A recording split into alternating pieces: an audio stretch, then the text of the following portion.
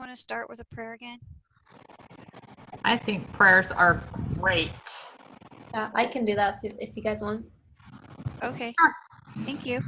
Yeah. Dear Heavenly Father, we are so grateful for this opportunity we have to get as a group to discuss our insights and our thoughts from our reading. We are grateful for this amazing opportunity to have these students at thy school and to be able to learn under thy direction. We also to have the Spirit with us to guide us through this discussion and throughout the rest of our week also. We love thee and we say these things in Jesus Christ's name. Amen. Thank you, AJ. Yeah. And didn't Stephanie say she wanted to be the leader today? Yes. Okay, we'll turn it over to you, Stephanie. Okay, since I only saw 5, we need to tell our names.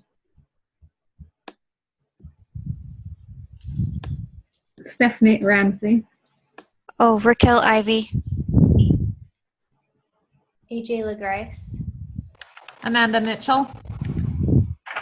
Okay, thank you. Welcome to our meeting today. So the first question is, how might understanding how people develop within multiple contexts give us compassion and understanding of those who are promoting ideas that are hurtful to men, women, and children?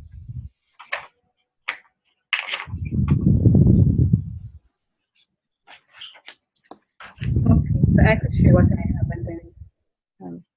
By the way, who is gonna do the summary? Oh yeah, who's doing the summary? Don't mind who does it. I don't care. I could try. I'm not very good at the note thing though, but I could try. They just have to be simple. Okay. Okay, so I'll answer the first question. Perhaps people who are promoting ideas that are hurtful to men, women, and children are not aware that their actions have far-reaching effects. Some of them may be pushing a cause just to make a point. For example, some gay rights activists who want marriage to be pushed aside because they think it is archaic. Or I think some people do not care if men, women, and children get hurt as long as their selfish agenda is. I think it's important to remember that everyone is being raised, so to speak, by many different people. I mean, if you think of all the people that influence a person's life, their teachers, their friends, their relatives, the community, the news, there's a lot of people taking place in raising, quote, a child. I liked the video we watched I think it was last week, where she wasn't going out and just fighting against abortion. She took the time to see it from the other person's point of view and find a common cause. A lot of time I think they think they're doing what's best. And like you said, they don't realize how far-reaching the consequences can be. I think that's true too. And with that, people are raised, like you said, in different contexts with different people. And when you grow up with a norm and other people aren't, it's very difficult to be like, wow, and just me reading this chapter, I mean, I'm just bewildered. I just like, wow. But I don't know, we call it, we live in the Mormon bubble. And even when I'm around my sister and her family, who she went the opposite rate, they've been anti-Mormon, anti-God, and the difference between the lives her children are leading compared to the lives that my children are leading is a world of difference. It's one's in the world and one is not, and it's a hard concept, and it actually, I think that they don't know the happiness that they're missing but they're constantly looking for what it is that we have, but yet they reject it. Yeah, I completely agree with that. And like reading through that chapter, I was the same. I was just like, how can people think like this? But then when it was saying about like when they implemented the no fault divorce law, um, it like shocked me because I was like, you think marriage is, you know, you're committing to someone, you're committing yourself to, you know, having a family and just staying committed. But because of that, people weren't viewing it as that. They could get out of it whenever they wanted. And I feel like people still think that way. That it's not as big of a deal as it used to be. That or they can just get engaged and oh, we'll get married eventually, and that's fine because you know at least it's in our view. And it's just like it's so sad to me to like see those people and like think about their families because they really don't understand that commitment that you know we've made, and you know we are fully committed to our families. And there were new words in there that I had never even heard of.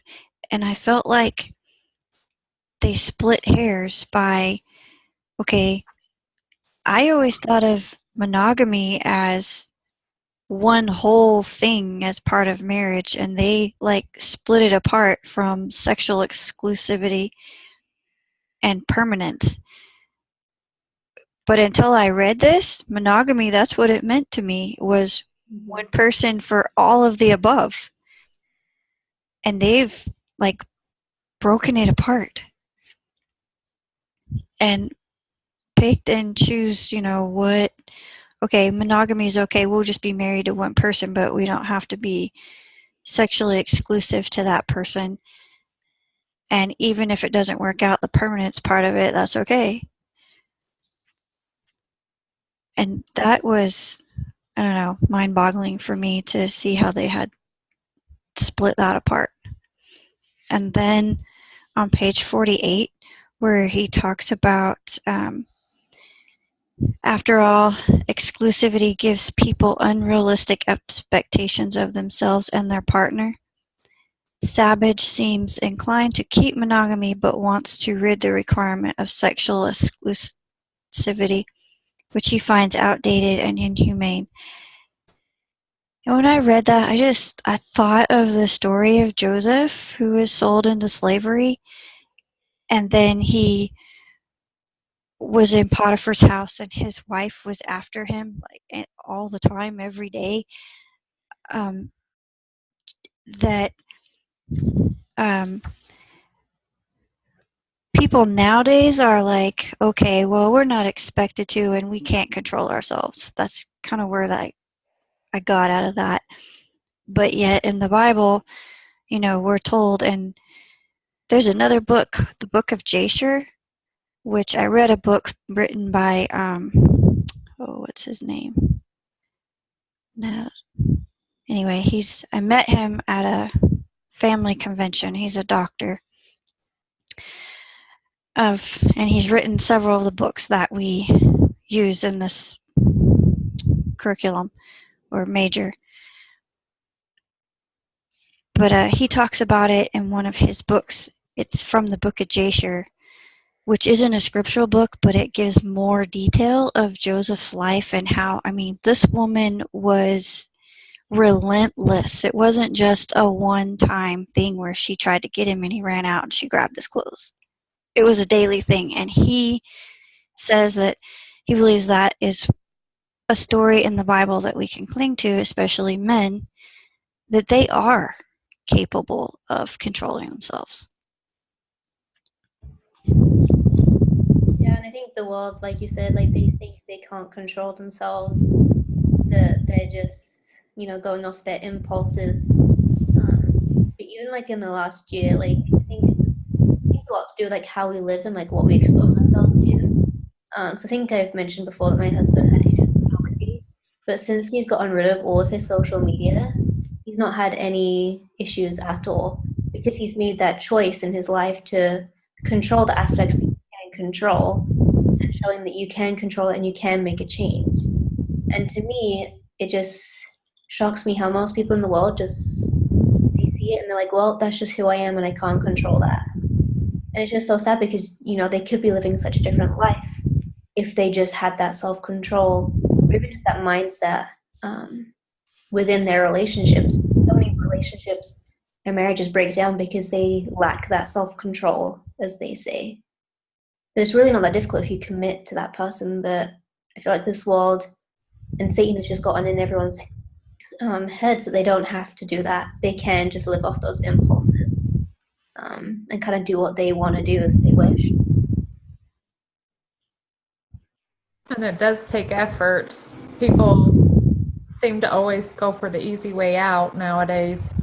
Oh, I'm attracted to this person, so I can't control myself. But it does take effort.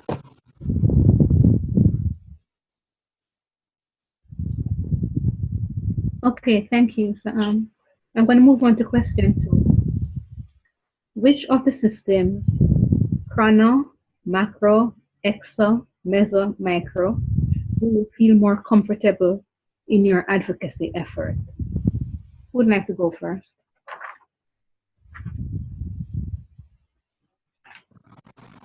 I think. Go ahead. Go ahead. I was just going to say, really, microsystems probably is the easiest one. You know those people. But for me, at least. That's mine too. Micro. Maybe a little bit of macro, like at church, extended, friends in the community. But the whole, like, that Kelly Houghton and going to the UN and all that, yeah. Scary. I would just shrivel up. Get me out of here. Yeah, I think it's especially scary, like sharing our views and beliefs with like such a wide variety of people because we don't know them, we don't feel comfortable. Whereas it's easier for us like at church and in our community because we know a lot of those people. It's not so much strangers. And I've like tried to get myself like out of my bubble and like talk to more people. And even just like posting things on Facebook and like we've had to do for the past 2 weeks.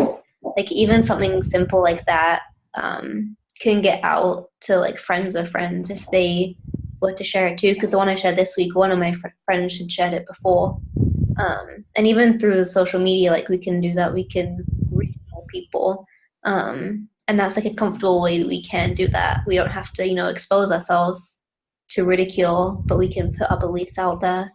I think that's just kind of something that comes with time too. We just have to get comfortable with talking about it more with those that are in opposition with us. But then we talked about the other week too with how those conversations can go with some people. But I definitely think it's easier when we're talking to the people like we know and we trust. So we feel safer talking about those things with them.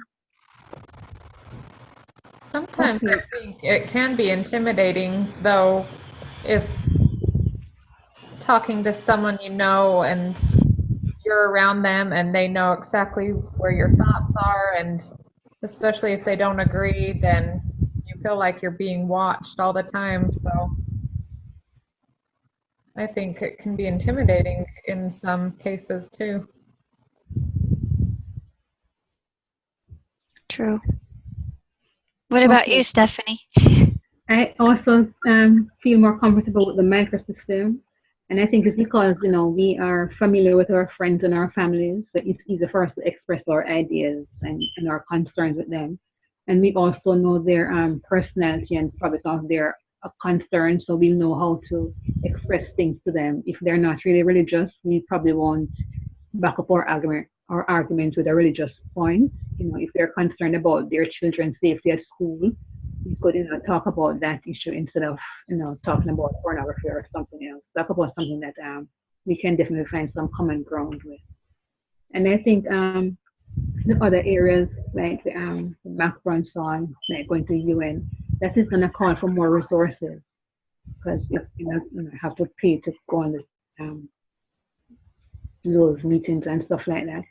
So, probably it's more cost effective just to talk to your friends and relatives and share your blog or, send them a Facebook message or something.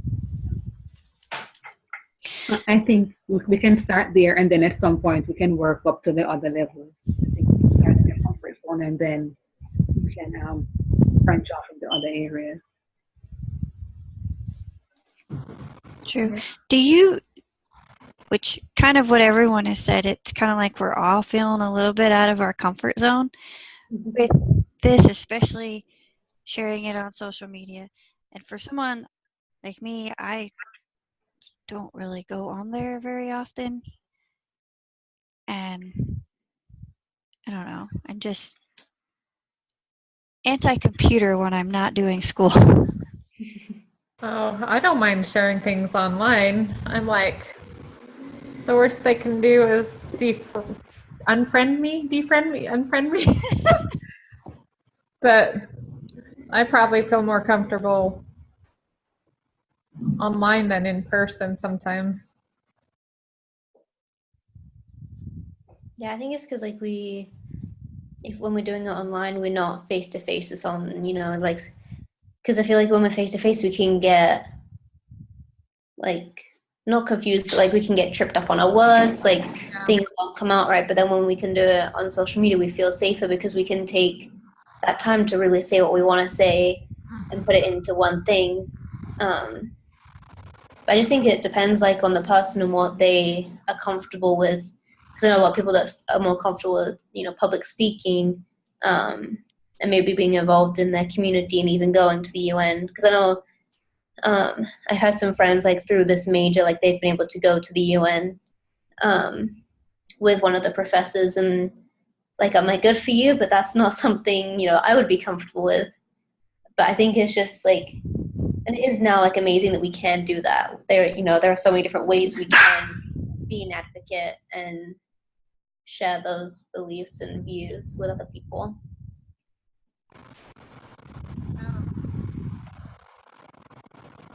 Okay, thank you. So we'll move on to the third question. Which do you feel is the most needful? I chose the exit system because I think more community members should get involved in what is going on. They need to know the issues which are having a negative impact on our children and families. And it's not enough to just say it's not affecting my family, so why should I care? For instance, if young men are growing up without fathers, that may not be your child, that may not be your reality. But if that young man gets involved in criminal activity, that can negatively impact your child because he may be waiting at the bus stop for the bus and he gets robbed or, harmed in some way. So at the community level, we all should, be aware of what is going on and be involved. And also social services such as ACS, that's the government agency that helps investigate when children are probably being abused or stuff like that. I don't know about the other saints, but in New York, so many times they hear that they're understaffed. So I think more people need to, work for that agency so that caseworkers are not so stretched. Sometimes one caseworker has 40 cases, and he or she doesn't have enough time to visit each family and to follow up. So sometimes children get hurt because enough wasn't being done, from the government side of things. So I think it's a community effort and the government, and we just all need to, see what we can do and do our part to help. Anybody else? When I thought of this question, I don't know if one's more important than the other. I was thinking, you can't reach the whole unless you've reached an individual, and I think our homes and our small groups are the place to start, and then it will reach out and have a greater effect. I'm trying to think of a quote.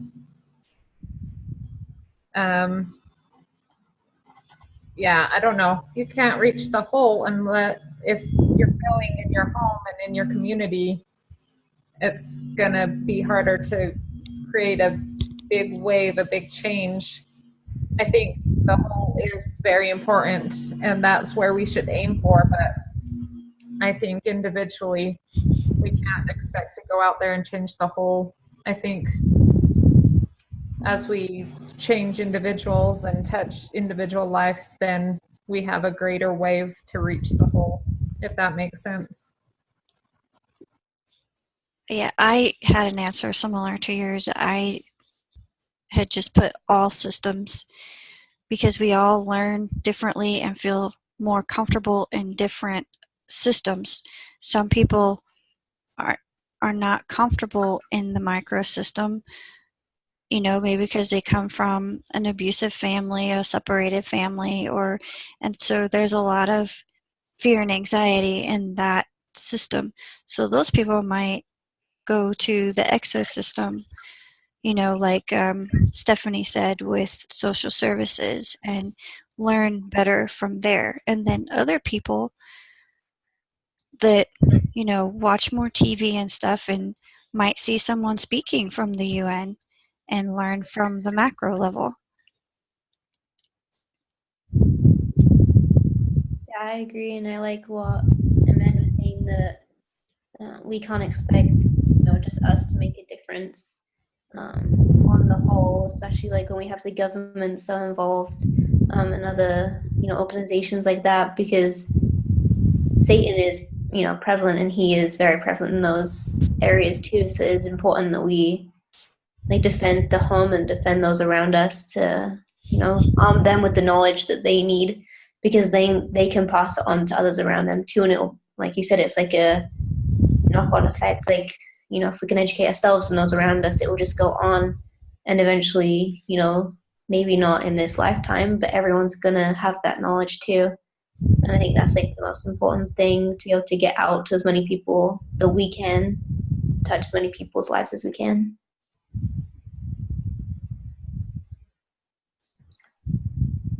Okay, thank you. So on to question 4. How did Kelly's presentation help your understanding of the ecological approach to the family advocacy, and why? I think she opened my eyes as to what is happening at the UN, because usually when I hear the term United Nations, I think of something positive being done for society on a whole, for children, for families. And if I had not read this from a reputable source, I would probably say, oh, I don't believe that.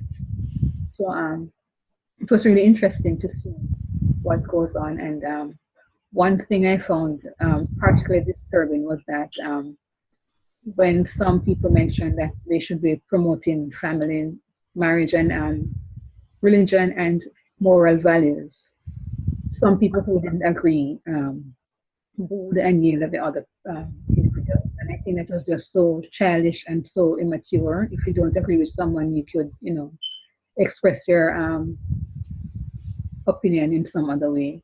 And also, if people do not defend religion and moral values, what is going to happen to society in the next 5, 10, 15 years? It is really bad right now, and it's getting worse. A couple of years ago, I think it was President Monson, who said years ago the gap between society and what the church was saying was very narrow, because society was basically supporting what religion was saying about in support of the family and stuff like that.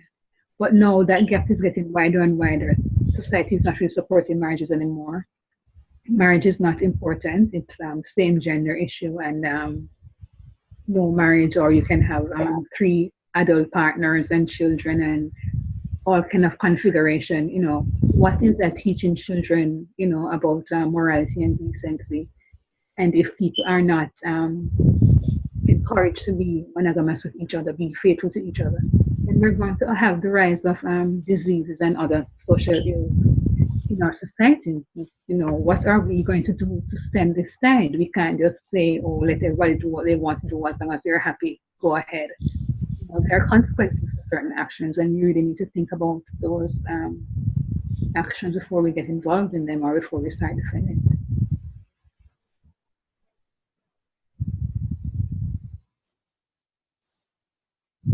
Wow, thanks, Stephanie. That was really good.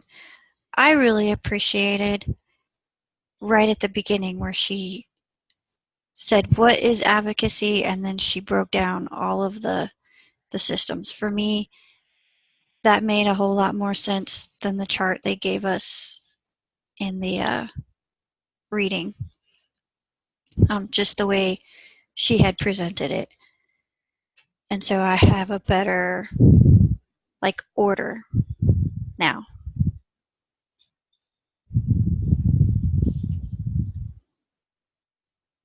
And we are at about 29 minutes, so we have 11 minutes left. If we're not finished, do you want me to send out a new link and we'll just submit 2 videos? We We can just finish. have one more question, so we will be able to finish on time. Yeah. There were only 5 questions this week. Oh, we only have one more? Okay. Yeah. I have 2 pages. Hmm? Are you mixing stuff with the journal?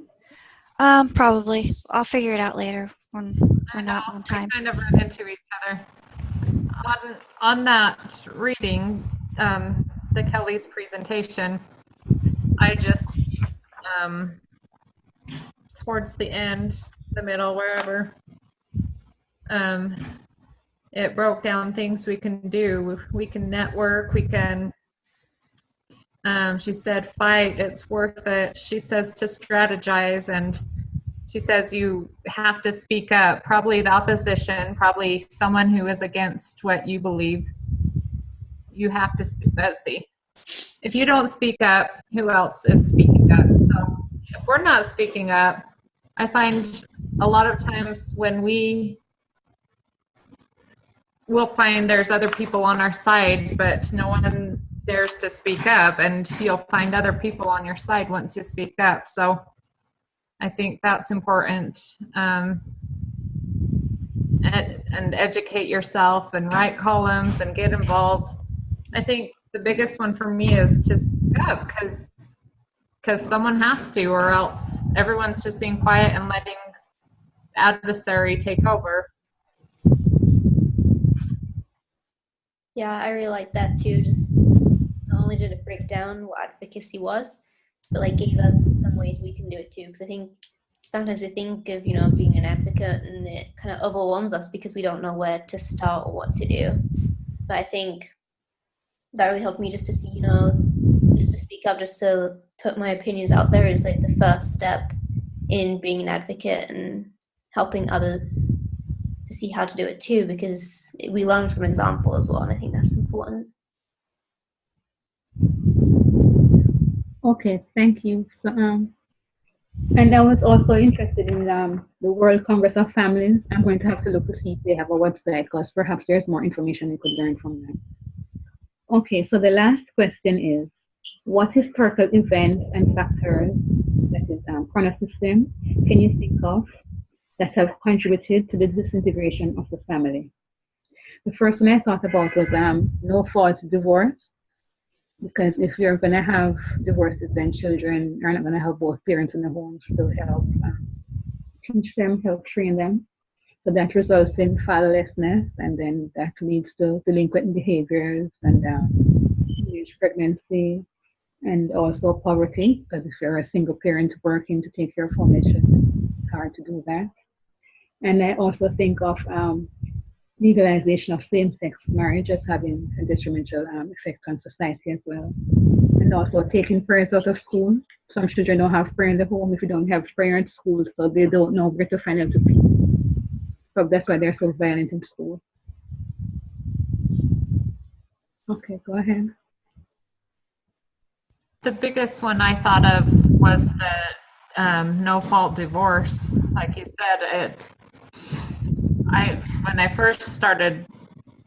first had heard about it, I'm like, well, why is that so bad? Some people are in just these terrible marriages and it's miserable. And then I started thinking about it, and now there's no justification. People just have no reason for commitment. And when you don't have reason for commitment, you're not trying hard to to perfect yourself, perfect your marriage, it's just, you can just see everything go downhill from there. Those were the top two that I picked too.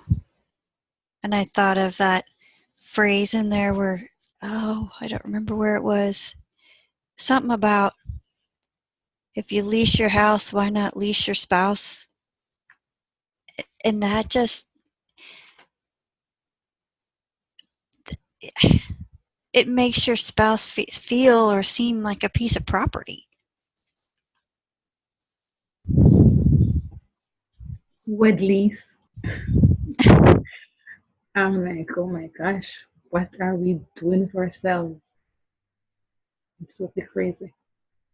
I know, it's just. Okay, so we have 5 more minutes to go. AJ, you want to add something and then we can do the summary? Yeah, I when I like read that question, I thought of the the no fault divorce, and then also like gay marriage, because that I feel like is one of the biggest things that led to the disintegration, especially not this generation, because it did make such an impact on everyone and has confused so many people, especially when it was legal in some states and not legal in some. It was just a very confusing time for people, and it still is. Just because the family, there isn't a specific image of what the family should be now, because there are so many different ways that families are seen. And that's like the worrying thing to me, is just that people are confused and the children won't, know what to aspire to as they grow older and what they want their family to be, because there are so many options. I was thinking of all the non-discrimination laws too. Um, they're trying to help the gays have these rights, but they're also taking away the rights of religious people and those things too. So it's really kind of just putting power on them, if that makes sense. Okay. Thanks, guys, for the discussion. Raquel, are you ready with the summary? We have 3 minutes. Okay, I'm ready. Okay, so we talked about how understanding other people, that are in different contexts by maybe they're not aware of the consequences of their cause. They just want to give a cause and feel like they're doing good, or simply that they don't care, and that it takes effort on our part to change and live disciplined lives. Um, we all felt most comfortable in the micro level advocacy and kind of have some anxiety about the macro, but decided that starting small and building up, even if into a public speaking role, might be more comfortable starting doing it that way. Whereas some people are automatically comfortable with public speaking. Um, and that the exosystem is one of the places where we probably need the most work, with social services and the community helping both the macro and the micro going both ways, um, and decided that all the systems are needed because we all learn in different ways, and we need to defend the home in each system no matter where we are, and start small and reach out. And then the United Nations kind of represents society on a whole. And I love this question that Stephanie asked: what will happen to society in 5 or 10 years? And she gave the quote from President Monson about the gap. Was it Monson or Hinckley? Anyway, the gap between society and religion is getting wider and wider, which affects children and women and even men, and increases poverty and fatherlessness and many of the other issues that we're working with. Ways that we learned from Kelly's presentation is that we can network, we can fight, strategize, speaking up being one that we felt we can do most immediately, and to get involved. And then she gave many ways of how we can actually be an advocate. And the two historical events that we picked were no fault divorce and same sex marriage. Perfect. You're awesome, team. Yay! Thanks, guys. Thanks so much. And we Thank you, actually guys. have 20 seconds left. Wow. Before we're cut off, bye. Bye. Okay, bye.